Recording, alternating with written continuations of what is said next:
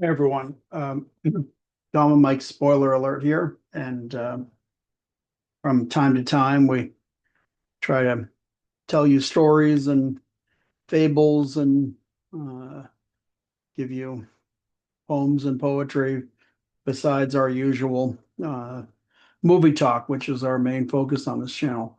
But I have in the past posted various videos with me talking about uh, a little more on the spooky supernatural side, and that's kind of where I'm going today. Um, this is a story that I believe I told before, but hopefully I'm going to do it in a little bit of a more, uh, I don't know, more relatable way. But anyway, the story took place as a true story. Whether or not you choose to believe it is something else again. But anyway, like I said, I've told stories about my mom, who was, I believe, very psychic. If you or anyone that believes in that sort of thing, I do. I've seen it firsthand with my mom, and I do have a couple of stories on here that talk about her and a few of the things that happened around her. But anyway, this one was concerned something happened with me and someone that I used to work with, a good friend of mine. But anyway, here's the story, whether or not you choose to believe it. I'm not a person that I would ever say was like, I know there, or I feel there are people who are very gifted psychically. They pick up on things, premonitions, and just seem to know things. And I'm not one of those people. So let me just say that first. And so anyway, um, back in the 90s, all through the 90s, into the early 2000s, I was doing antique and fine art delivery, and I did it with another guy, Walt, and the two of us were actually very well known in the antique world for antique and fine art delivery. And we did a very good job. We worked for some of the biggest names in the antique industry.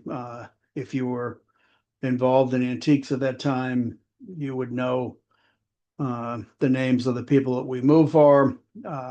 We had great clientele, and our name was not only quite well known for moving antiques and moving them safely and well, but we, like, again, we moved for some very well-known names, celebrities, um, people, politicians, some big name politicians. You name it, we move for them. And I'll leave their names out of for this story. But anyway, so like I said, this happened back in the early 90s, probably 92, 93, something like that. And anyway, we got a call from a lady. She was a physician.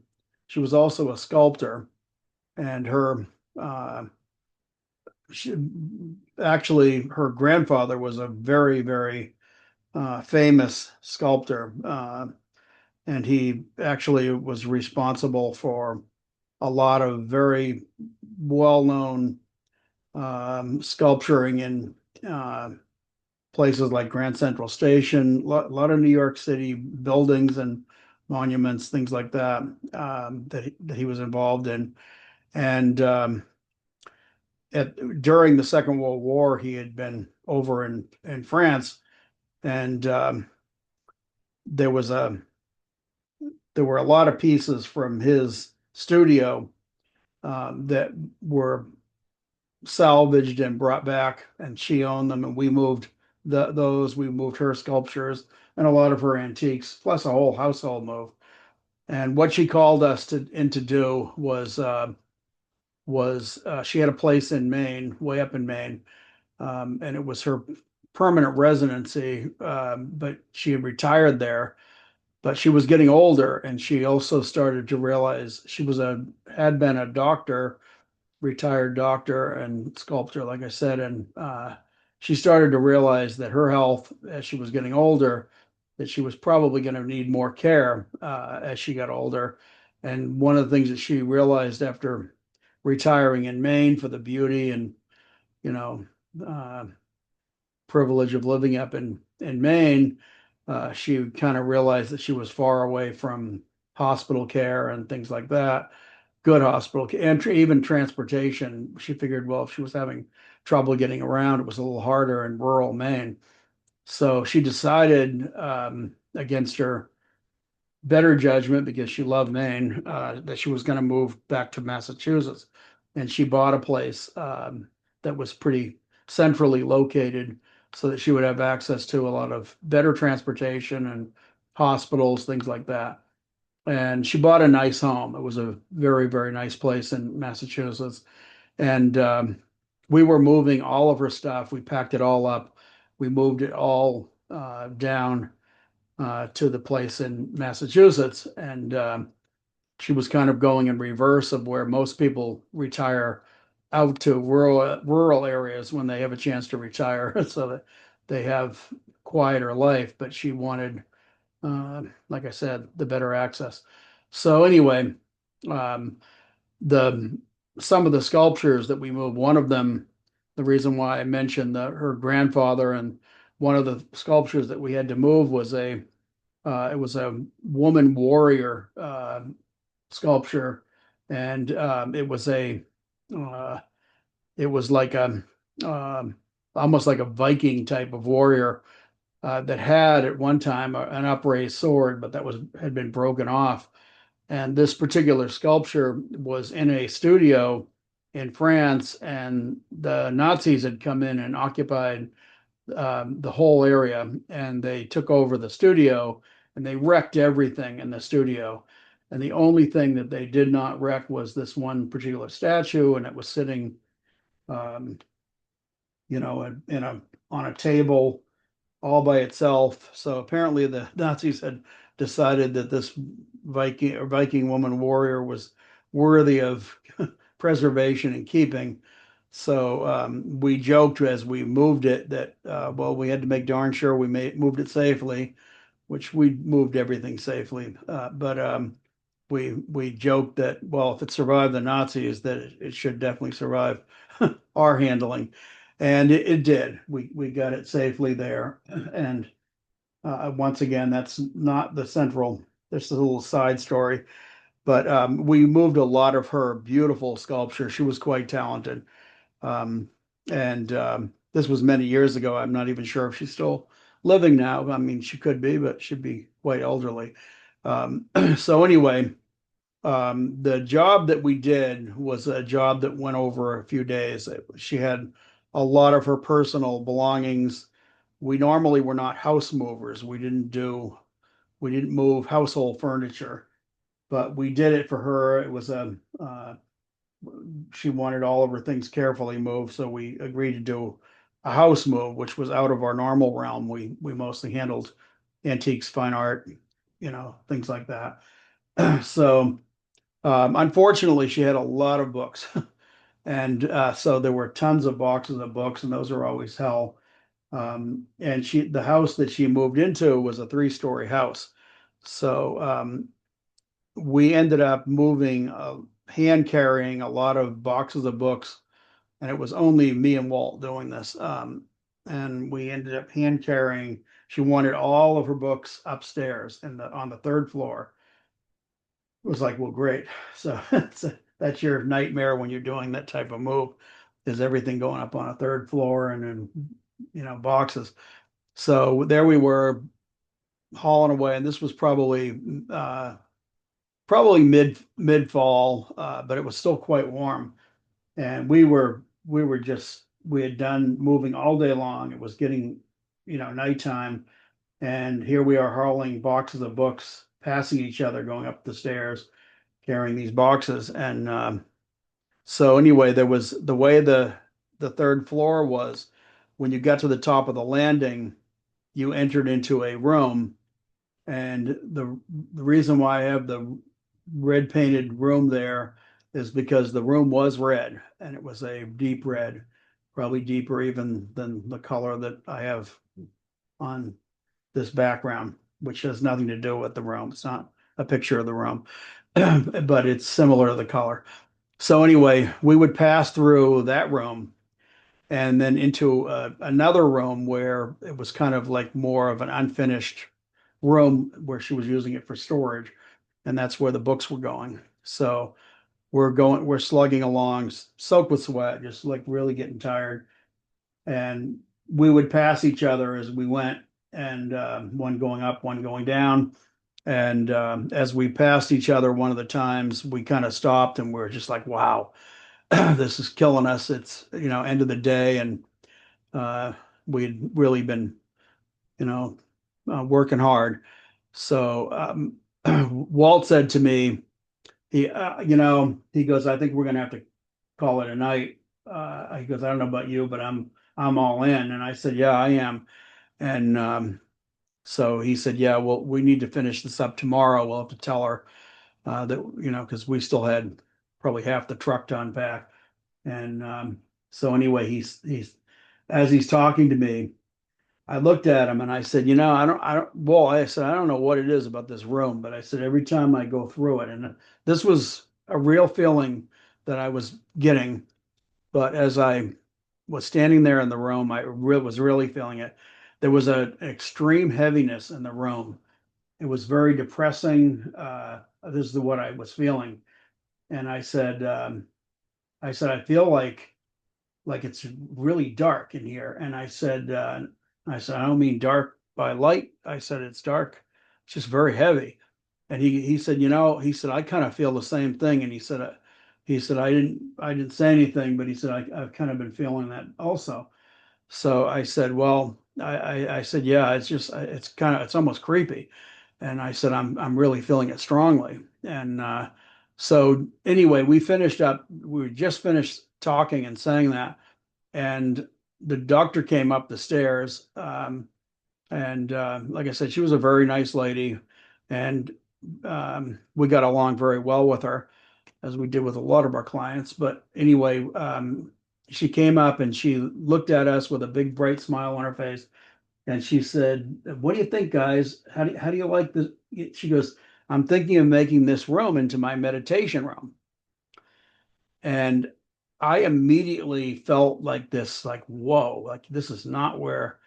And I looked at her, and I usually would never say, neither of us did. We were very diplomatic with our customers. We always tried to present things in a more positive, way so that, we weren't upsetting clients. And I said, I wouldn't meditate up here at all.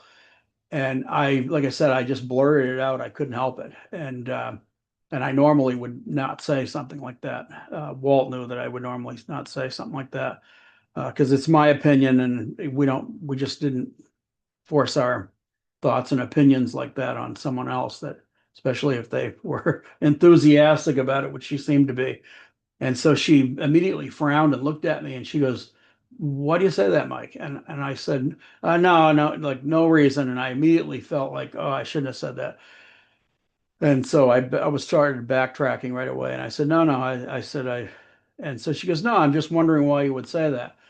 And so I said, "Well," I said, I don't know." I said, "I don't know what it is," but I said, "Walt and I were just talking, and I had just mentioned to him that I felt like there was a heaviness in this room, and I said I just wouldn't meditate up here." And because I always have felt like with meditation, you kind of open yourself up. You're kind of, putting yourself almost at risk if you're. I wouldn't meditate in a place I felt a darkness about. Let's put it that way. So so anyway, she said, "Well, that's I find that really disturbing, Mike, because um, she said she goes, I'm an atheist." She said, I don't. She said, "I really don't believe in anything." And she said, but she said it's kind of disturbing because, and she proceeded to tell us, and I don't want this to sound like I'm repeating an urban legend or something because it's not. I will swear, before God, I'm not making any of this up. This really happened, whether or not, there's anything to it. But she said that when she bought the house, that the couple that had owned the house had divorced, and they divorced because they had a son. And apparently, when he graduated from high school, I believe, he for a high school graduation present, his father wanted to buy him uh, it was I presume it was like a '60s muscle car. Let's put it that way. Some type of pretty powerful sports car that the kid really wanted and was really bugging the parents for. And apparently the mother didn't want to get him the car, but the father was like, "Come on, he's graduating from high school, let's get him the car." So they did, and or he did. And when he did,